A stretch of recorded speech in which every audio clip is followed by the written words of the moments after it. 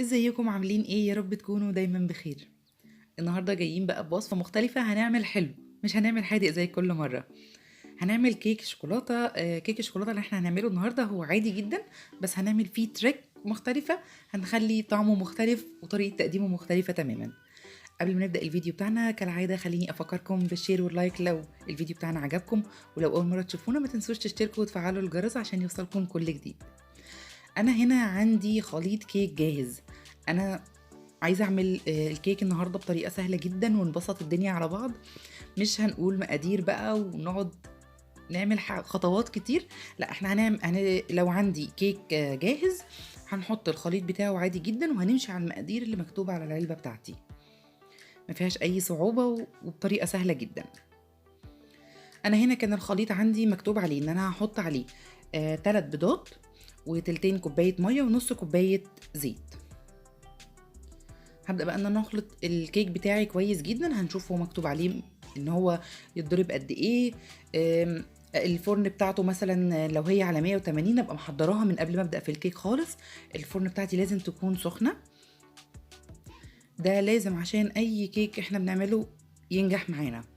وما نفتحش على الكيك خالص قبل نص ساعة. انا هنا وقفت اتاكد بس ان مفيش اي باودر ما اتخلطش معايا. زي ما احنا شايفين طبعا في بيبقى مركن في الجناب، في بيبقى في الباول من تحت، فلازم اقلبه كويس قوي.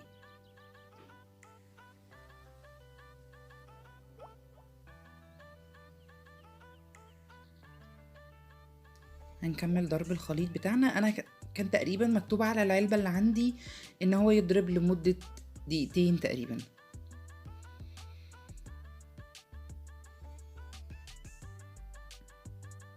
اي كيك بقى عندي ممكن اعمله، او لو انا حابه ان انا اعمل كيكه بالمقادير العاديه اللي احنا بنعملها في كل بيوتنا، ممكن نعملها من البدايه خالص، ما تبقاش خليط جاهز عندي. لا، اعملها انا من بدايتها خالص واخبزها، وبعد كده هنشوف بقى هنطور فيها ازاي.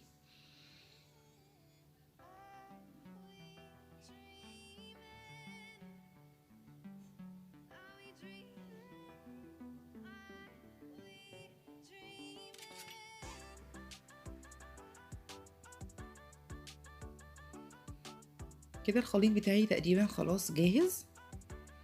هنوقف ضرب الخليط بتاعنا بقى، وبعد كده هننتقل للمرحله اللي بعدها. انا كنت مبطنه القالب بتاعي من تحت بورق زبده. لو احنا حابين ندهنها زيت ونبطنها بدقيق عادي جدا.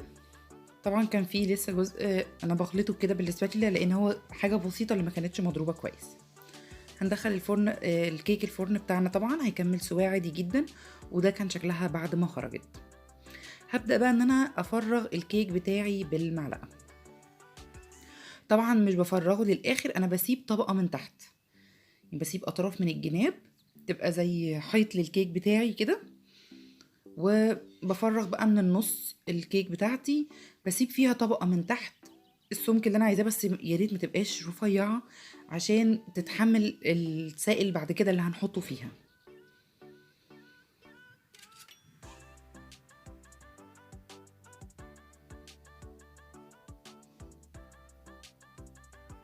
زي ما احنا شايفين كده.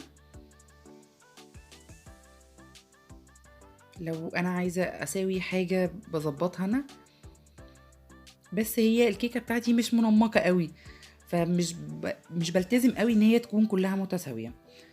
خلاص انا خدت الخليط الكيك بتاعي اللي انا عايزاه، او اللي انا شلته من نص الكيك، وهحطه في الخلاط عندي. هنزل عليه هنا معلقتين كبار نسكافيه ومعلقتين كبار من الكاكاو الخام. ده باكت كريم شانتيه وعلبة قشطة.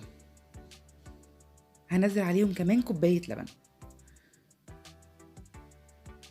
بعد كده هضرب الخليط بتاعي ده كويس جدا. ده الخليط اللي هيرجع الكيك تاني بعد ما فرغتها.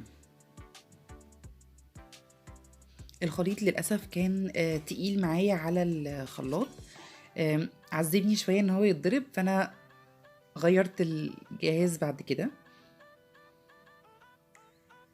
حاولت ان انا اساعده اقلبه، حبيت ان انا اوريكم برضو ان الجزء ده حصل معايا.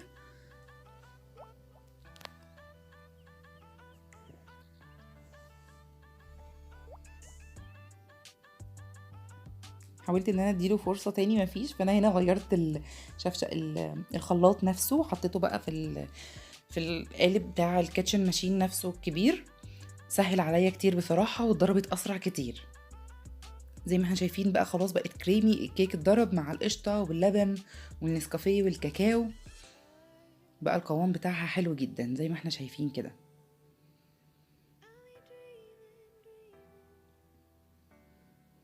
هجيب بقى قالب الكيك بتاعي مرة تانية،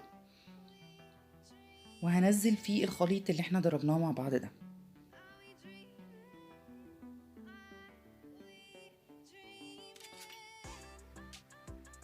حاول ان انا اظبط الوش كده، مش لازم يبقى مظبوط قوي، لان زي ما قلت ان هي مش مظبوطة بالظبط.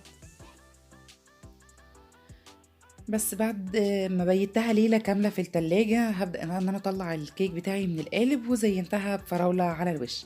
ده كان شكل الكيك بتاعي بعد ما قدمته وقطعته في النهاية. الطبقة اللي احنا عملناها دي بتبقى طعمها حلو جدا، كريمي قوي، واكني باكلها مع ايس كريم، مش مجرد كريمة موجودة جوه الكيك. هستنى ان انتوا تجربوا الوصفة بتاعتنا وتكتبوا لنا رأيكم فيها في الكومنتات تحت الفيديو. اشوفكم في فيديو جديد، واقول لكم دلوقتي سلام.